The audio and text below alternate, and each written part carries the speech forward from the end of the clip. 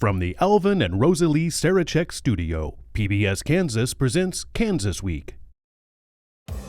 After the party's over and everyone's taken their oath of office, it was time for the leaders you elected to get to work this week. They've got lots of ideas, from how to spend your money to how to help you and yours get justice in an unjust world. That's what we're talking about right now on Kansas Week.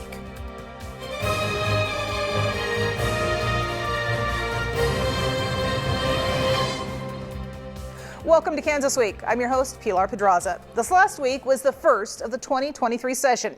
It's a week traditionally full of pageantry, from swearing-ins to opening the session and the governor's State of the State address, which is mostly a stump speech for the budget release the next day. But this year, things were a little different, as the governor had a false positive COVID test and postponed the State of the State address. So we jumped straight to her budget ideas this year.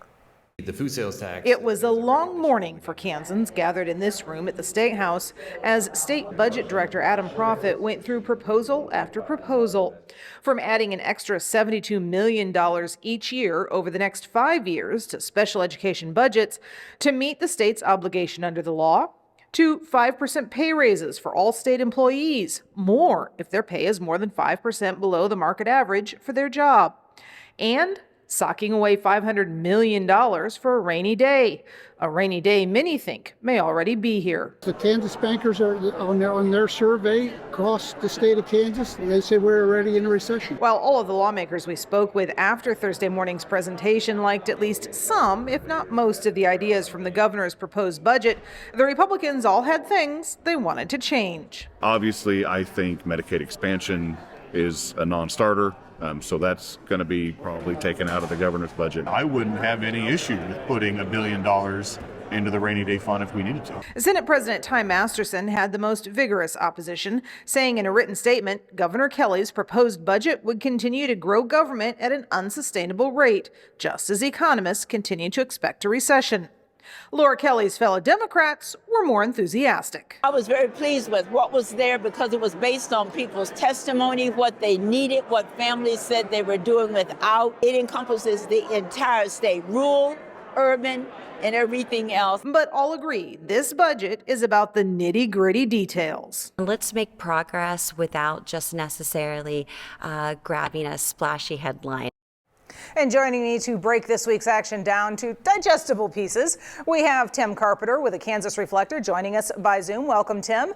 And here on the desk, we've got John Wright, news director at KQAM Radio, and Jackson Overstreet, political reporter with Cake News. And this was an interesting week in a lot of ways, a lot of not so normal events going on, Jackson, as you and I were there for the entire week, as was Tim. I don't want to leave him out.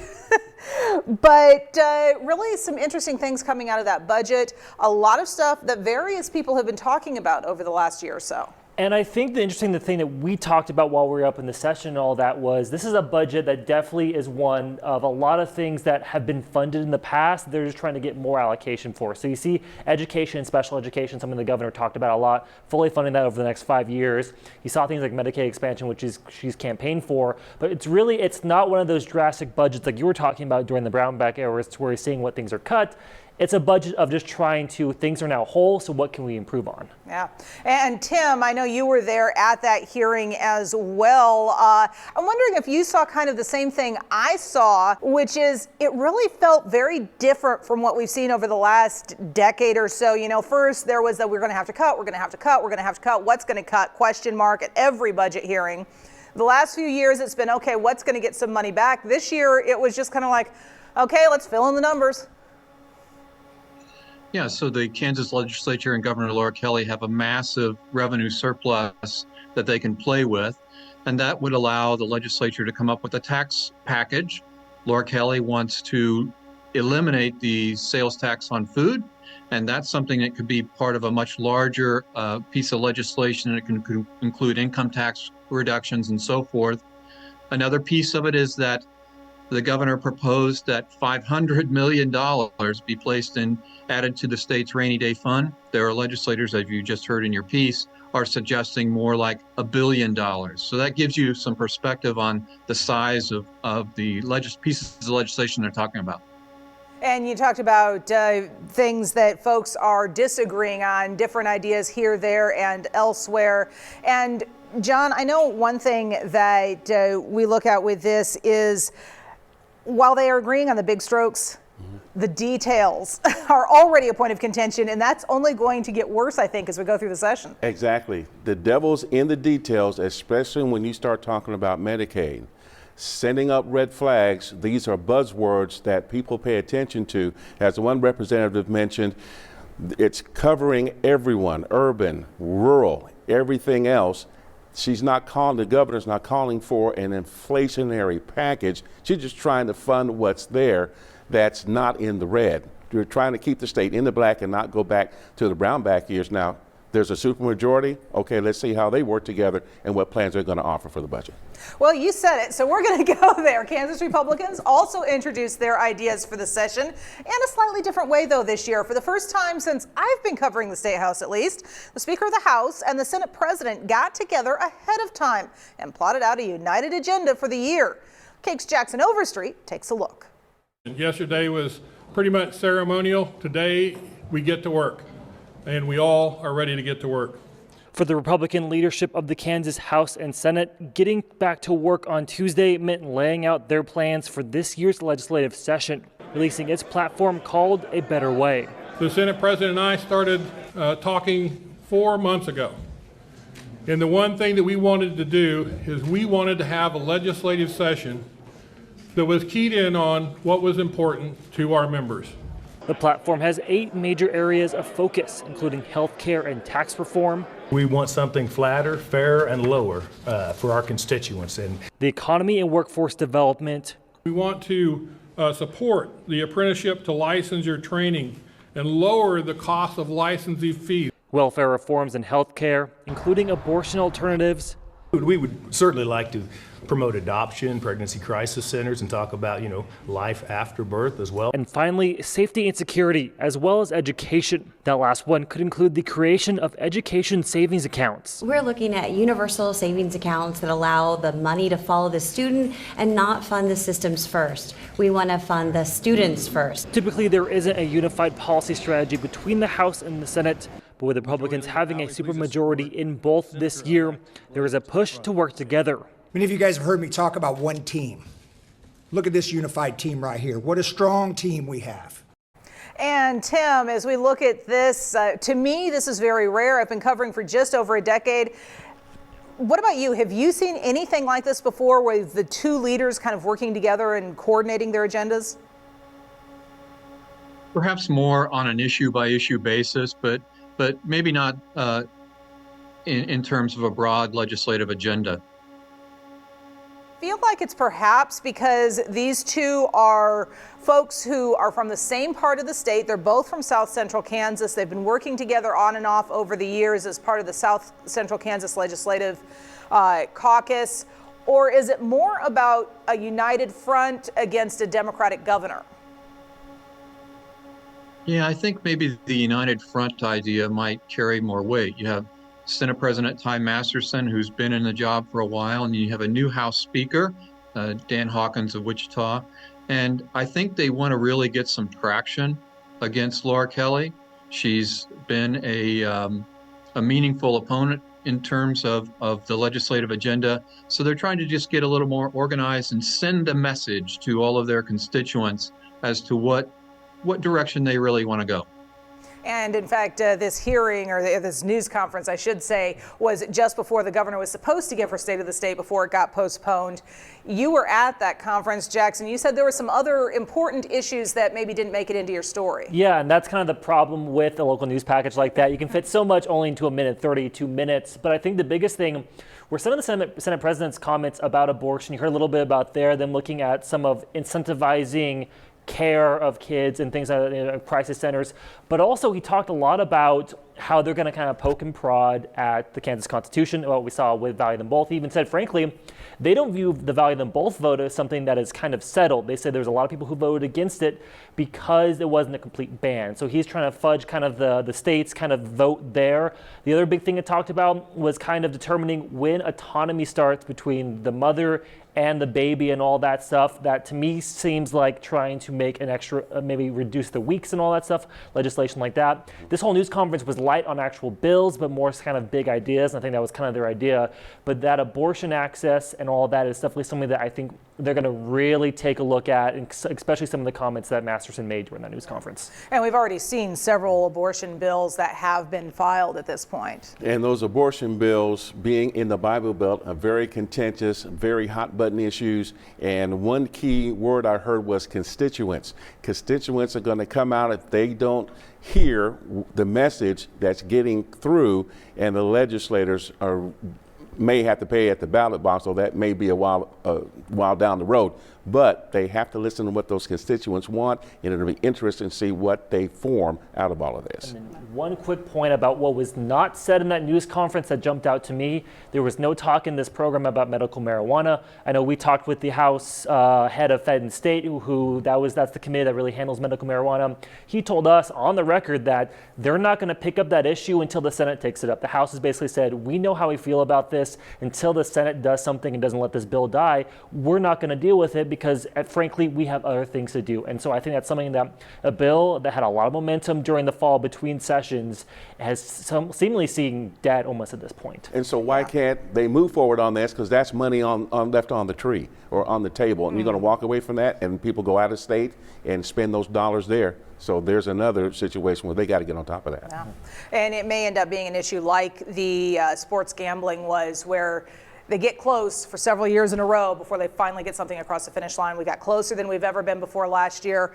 This may be a pause year. We'll have to wait and see what happens there, but I know a lot of Kansans very interested in that. Well, like many employers across the state, the Kansas Highway Patrol is short-staffed lately, and it's a problem that's getting worse. They shared their concerns with lawmakers this week. Once again, Jackson Overstreet was there. I'm sure you all are aware, have heard the shortage in our law enforcement, and that's just not with the Kansas Highway Patrol. This is a national crisis that we are all facing. Captain Mitch Clark with the Kansas Highway Patrol told state lawmakers about the struggles the department is facing when it comes to recruiting and keeping troopers. Right now, the KHP says it's down 52 officers from the max it's funded for and only had 15 graduates in 2022. KHP received a pay raise in 2022 that Clark says should help with recruiting for upcoming classes, but he says the Highway Patrol isn't alone with this problem. We are all fishing out of the same pond that's drying up. It's more shallow. Clark says low pay and other issues are the cause for the shortage of recruits, but state leaders think it's something else: leadership. So I don't buy that it is just a labor shortage issue. I think the writing is clearly on the wall. Republicans aren't happy with how the department has been run under its current superintendent, Herman Jones, since he was appointed in 2019 by Governor Laura Kelly. Over the last 4 years, we've seen the degradation of the KHP. That's why Representative Stephen Owens has introduced a bill that would move the KHP from under the governor to under the Attorney General. I mean, it is quite obvious that there needs to be a leadership change there. After today's presentation, senators on the Transportation Committee say they are mixed on that move. Something that might want to be explored, but we'd have to look into that a lot deeper before we made a major move like that. I just haven't seen any evidence that moving the Highway Patrol under the Attorney General's office would help with any of the recruitment and retention challenges that we heard about today. So as we look at that, so many questions raised there. John, as somebody who wasn't at the State House, what sticks out to you about all this? Number one, the leadership question. If there was someone else more qualified, wouldn't that person have been in the last 4 years? Two, the job of advertising for better recruits, better candidates. They're also fighting against detention deputies in departments. They're also fighting for or police departments, I should say. And then on social media, it's crazy. People are posting encounters, and they're, for the most part, very negative, which why would someone, unless you're going to get $28 to $30 pay, put up with something like that? But from my experience, I've only had one Highway Patrol ticket. So, but you can check that. But you know, it's the encounters, and for the most part, here in South Central Kansas, I've not seen or heard anything that has been outrageous or very negative.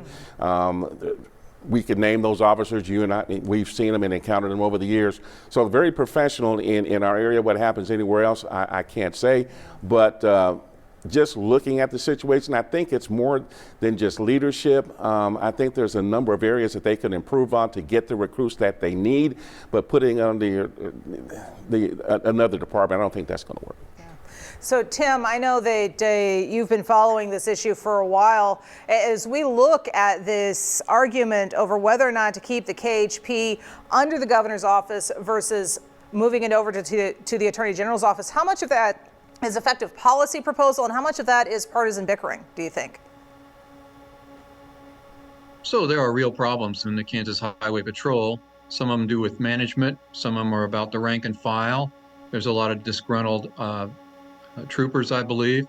But the distinction between moving it from the governor's office to the AG is that Laura Kelly's a Democrat and Chris Kobach, the new Attorney General, is a Republican. And you see people making this proposal are Republicans.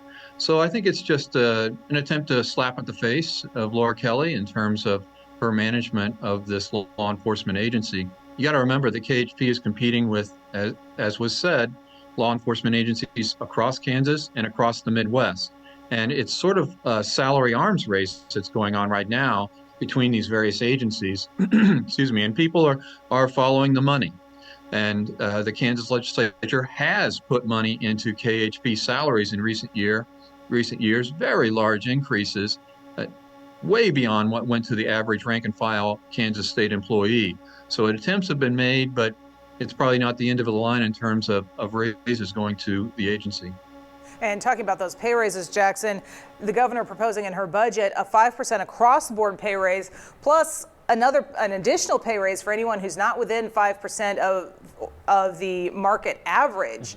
So trying to keep up with that arms race, I guess. And Captain Clark, who you heard there from who made the presentation to the Senate committee, he talked a lot about that. He talked about Nebraska has had a lot of new pays come in that they're taking people away from Oklahoma. And then, like you talked about, the local departments. I mean, it is truly an arms race, like Tim said there, about trying to keep this money up high.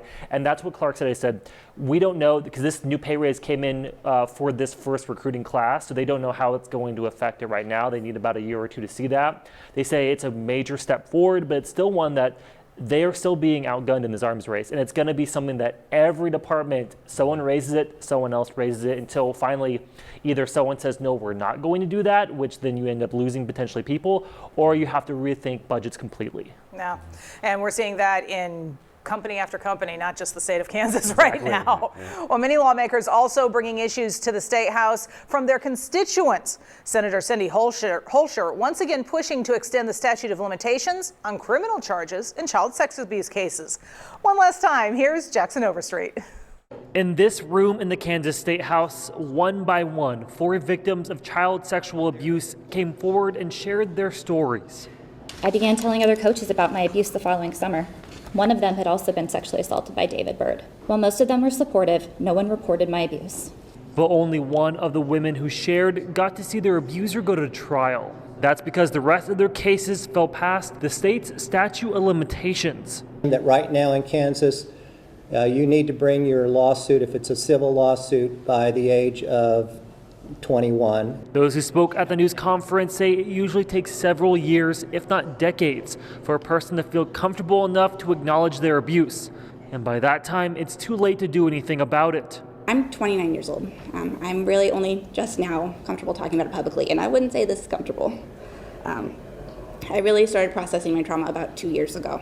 These survivors are now working with state lawmakers to remove the statute of limitations and allow people to file claims as far back as 1984. What we are talking about here is both civil and criminal cases to allow people who were victimized a decade ago, several decades ago, to bring forward their case. Lawmakers have tried to pass a similar bill the last few years, but say that after the KBI's report on clergy sexual abuse of children last Friday, a lot more lawmakers understand just the size of this issue. The scope of this is much larger than I think we have wanted to believe. I think in the past even legislators have thought, well, it's 3 or 4 cases, or it's 3 or 4 priests, 3 or 4 coaches. We saw from the KBI report, it's a lot more than that. And you and I both know child sexual abuse is very rampant in our society. This is a big issue. Cindy's been pushing it for a long time. What was the feel as you sat through that news conference? Was it a feeling of hopefulness that they would finally get this through, or of we just got to keep slogging?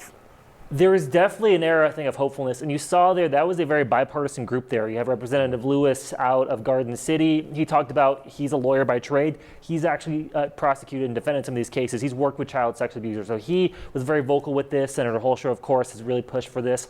And so this is bipartisan nature. And I don't think you can underestimate how important that KBI report coming out last week was. Just the absolute scale of it, 188 clergy involved with it across all 4 dioceses in the state.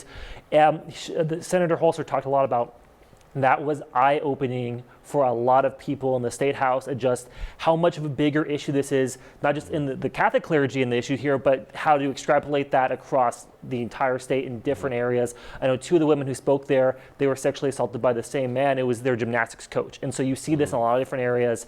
But I think there is real momentum, at least from that report, to get this out there, to get this discussed. And if it doesn't get passed this year, it will be by the skin of its teeth most likely, and it will be a lot of momentum for next year. Yeah. And that's just the tip of the iceberg with the diocese. There's a whole nother culture out there and neighborhoods that this is also happening in. And as far as what the young lady had to say, how old she was before she was even able to talk about it.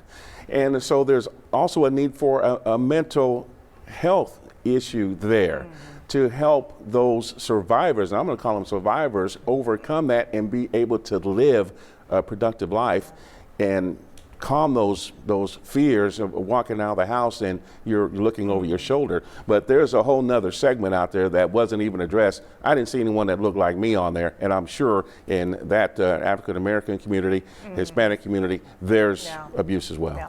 And I'll speak for African American communities, but I know the Hispanic community, it does tend to be a culture in general of keep your head down, don't raise a fuss. So there's that as well. That's a lot of what they talked about. And a thing that I learned, because I had never really covered something to this bill before, they talked about the average age of disclosure when it comes to child sex abuse is 50 years old. It's typically later, way later in life for someone to come forward. And so when you have to file these civil charges by 21, you can see the disconnect there, and that's what they're saying, is that even these women who are strong enough to talk about this in their late 20s, their 30s, their 40s, that's a miracle for a lot of these women just to deal with the trauma they've gone through. And so this is really just trying to at least give them agency again, is what they've talked about. Yeah. And Tim, as we look at this, you know, we know so much more now about how trauma affects the brain, perhaps also going in hand with that KBI report. Yeah, I think the trauma is long lasting, and the KBI report could resonate loudly in the Capitol in terms of bringing attention to the issue. I think there's going to be political problems getting this bill passed, because in the past, the Catholic Church and legislators who are members of the Catholic Church have opposed even making the clergy mandatory reporters of suspected abuse. Think about opening up a can of worms with a bunch of criminal prosecutions of Catholic Church members and clergy. That's going to be a tough pill for them to swallow. So it's a huge hurdle for them to overcome. Yeah. Well, child sex abuse is just one part of human trafficking, and we know Kansas kids are being trafficked throughout the state. This week, one expert shared with lawmakers where and how often they think it's happening. It was scared. I mean, as soon as he said that he's watching me, I don't know if he is or he isn't. You may remember Renee Beltran. We introduced you to her last May. She survived an attempt to traffic her and avoided the trap, but experts say she's the exception to the rule. People can't believe that it's really happening here, right here in Kansas. And in fact, they think that our rural communities are protected, and that's just not true. We've found human trafficking in every part of the world. Dr. Sharon Sullivan from Washburn University is a human trafficking expert, having spent years helping victims escape and training Kansans on how to spot trafficking when they see it. She told state lawmakers Wednesday, whether you see it or not, trafficking is happening in Kansas every day, everywhere. Many people are trafficked in their own homes. Children are trafficked by their family members. Families tracking their own blood accounts for about half of trafficking cases in Kansas, she says. The highway's just one reason, rural communities another. But we know with agriculture, animal husbandry, our meat packing plants, we know that labor trafficking is rife. And traffickers often see their victims as easily replaceable, as Sullivan illustrated with a story of one restaurant caught using trafficked labor when a worker died. A man died from pneumonia. because they wouldn't take them to the doctor. And the owner said that he could call Chicago and have 10 people here the next day. But figuring out exactly how many Kansans are being trafficked is hard. We don't have good data for Kansas. We don't have any kind of centralized location to collect data about human trafficking and exploitation. So the data that we do have, the information that we do have is very, very limited. When I say that Victim Services identified 500 human trafficking victim survivors in 2021, you can bet your bottom dollar that's only about 1% of the people being trafficked in our state. And this is a very tough story to report, even tougher to get numbers on. Tim, you and I both know that when it comes to stuff like this, statistics speak volumes for lawmakers, and it's just almost impossible to get those statistics of this crime. Yeah, I think numbers help leverage legislation, and the lack of that information doesn't help lawmakers who are trying to sort it all out, who are unfamiliar with the issue. I should add that, unfortunately, I don't see human trafficking as a high agenda item for the Democratic governor or the Republican-led legislature. I don't see that on the agenda of either of those. So that's perhaps an oversight on their part. Yeah, perhaps so. And I know you had some thoughts about this as well. I would have to agree. What he said was there is a shame, because not only is it happening in white, black, Indian communities, especially the Native Americans, that has been well publicized, and we have local organizations that are working with this issue every day and for the past several years. So the I-35 corridor, it is a highway for these people to traffic these human beings, unfortunately. Yeah, and I know that there are laws put in place. We're supposed to see signs with the human trafficking helpline, not as prevalent perhaps as we might wish. And I think what's hard is you trying to conceptualize this for a lot of people who just don't understand or just don't pick up. I know when you were reporting on the story, one of our colleagues at Cake, she pointed out that a lot of major hotel chains are starting to do training to kind of notice the signs and things like that. But at the end of the day, it's such a hard concept, I think, to conceptualize to a lot of people and really get the awareness out. All right. Well, we're going to have to leave it there. Jackson, John, Tim, thank you all so much for joining us this week. I hope you and our audience have enjoyed our discussion. We'd also like to thank our news partners at the Wichita Eagle, Cake News, and KSN News for sharing their materials with us. We'd love to hear what you think. Just reach out to us on Facebook, Twitter, or Instagram. For now, stay safe and have a great week.